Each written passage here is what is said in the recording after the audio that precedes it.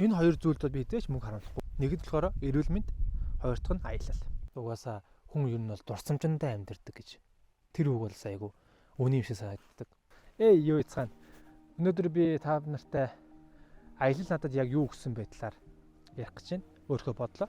Ягаад тэгэхээр хүн өөрийнхөө үзсэн харсан мэдрэмжээрээ өөрийнхөө шийдвэрүүдээ гаргадаг гэж би бол боддог. Шинэ хоол, шинэ соёл, шинэ хүмүүс, шинэ орчин гээл бүх юм шинэ тийм газар ингээ очиод хүн дасан цогцсон тий.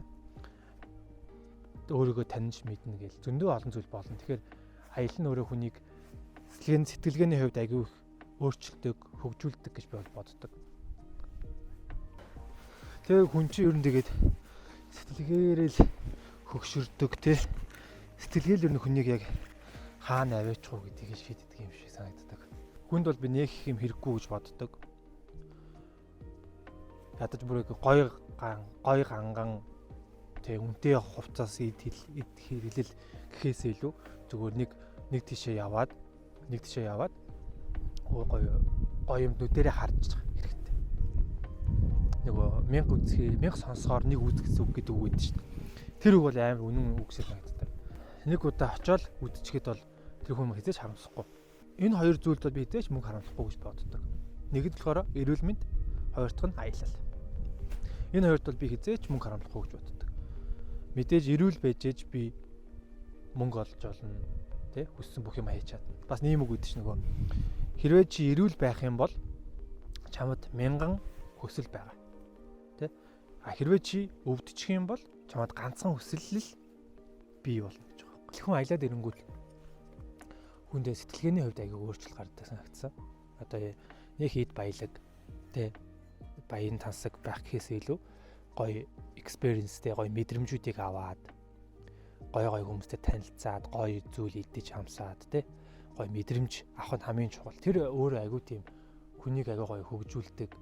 Тэгээ хүнийг ирэхэд аягүй тийм тайван энгийн болгоод юм шиг. Одоо ингээл аялал надад яг юу өгсөн бэ гэхээр хамгийн нэгдүгürt энэ 8 тэрбум хүн донд чи бол юм жижигхэн нэг хилтерхийч хөрөхгүй нэг хэсэг шүү гэдгийг л надад л хэлсэн. Ойлгуулж өгсөн одоогийн байдлаар бол мэдээж цаашаа маш олон зүйлийг ойлгох байх.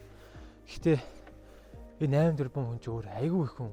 Тэгэл бүх хүмүүс нь өөр соёлтой, өөр мэдлийг боловсруулах хандлага тий юу гэдэг бүх юм нөр. Тэнгүүд тэр дунд би гэдэг хүн чинь зөвөр бас нэг жижигхэн нэг хилтерхий нэг шоргоолч гэхгүй бараг л би бол тэгж мэдэрсэн өөрийгөө. Хоёрдугаар талаар надад ойлгуулж өгсөн юм болохоор бүтээл сэтгэлгээг нь хөгжүүлдэг юм шиг байгаа. Тэгээ өвдөж харсан юмнууд нь тий тэнд нэг юм байсан юм чи энийг жоохон ингээд ингэчих юм бол ингээд юм гоё болчих юм ч гэдэг юм ингээ хүний сэтгэл бодох чадварыг илүү хөгжүүлдэг юм санагдсан. Гуравт нь болохоор хүн нэг аялаад ингээ гоё мэдрэмжүүдийг аваад ингээд одоо яг тэр нэг донтож байгаа байхгүй аялал донтно гэдэг. Гэтэл ер нь бол хүмүүс бас ингэдэг байхгүй. Аялалт гингүүд амар их мөнгөтэй байж хэдэн зуун саятай бүр үнэхээр ингээл амьдрал нь ингээ бүр амар болж ээж бүр аялна гэж боддог. Би бол тэрийг бол амар гайхдаг. Өдөө хүн болгоны үйлдэл бодол өөр. Миний хувьд болохоор аялалд бол заавал их мөнгө л хэрэггүй. Мэдээж тодорхой хэмжээнд мөнгө хэрэгтэй. Гэхдээ хамгийн гол нь төлөвлөгөө байхгүй. Төлөвлөгөө хэд хонох юм, хаашаа явах юм, юу хийх юм те.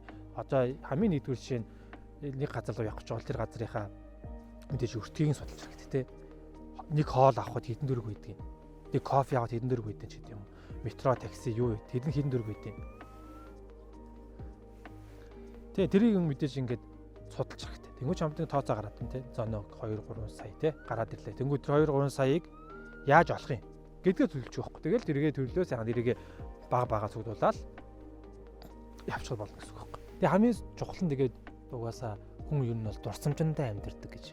Тэр үг бол айгу өний юм шиг санагддаг. Одоо ингээ эргээд харангуут ингээл аялж явах үеийнхаа зураг видеог ингээл нэг хэрэг ингээл харангуут шууд тухайн бүх мэдрэмж бүх үйл явдлууд ингээл гараад иж байгаа байхгүй. Тэнгүүд тэр чинь өөрөө ингээ хүнийг ингээ дараа нь ингээ амьд байлгах тий амар тийм гоё зүйл болчих жоох. Аялал бас тэгээд хүнд ерөөдөө амьд гэдгийг ерөөдөө мэдрүүлдэг юм шиг бол санагддаг. Энэ видеог үзэж байгаа бүх хүмүүс ерөөдөө жилдээ бол заавал нэг удаа аялахыг ирмэлцэх зорилго болгох хэрэгтэй. Тэгээ яаж хийж яагаад болгоё гэвэл болгоно. Бүгдээрээ хичээх, ажил хөдөлмөрлөх хэрэгтэй.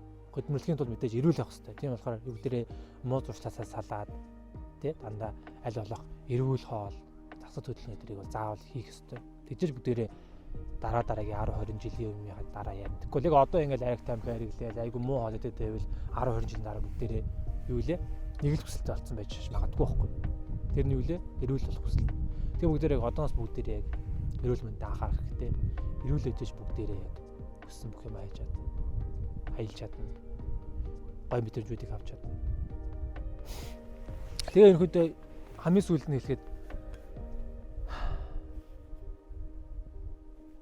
бүгдээр заал аялаарай.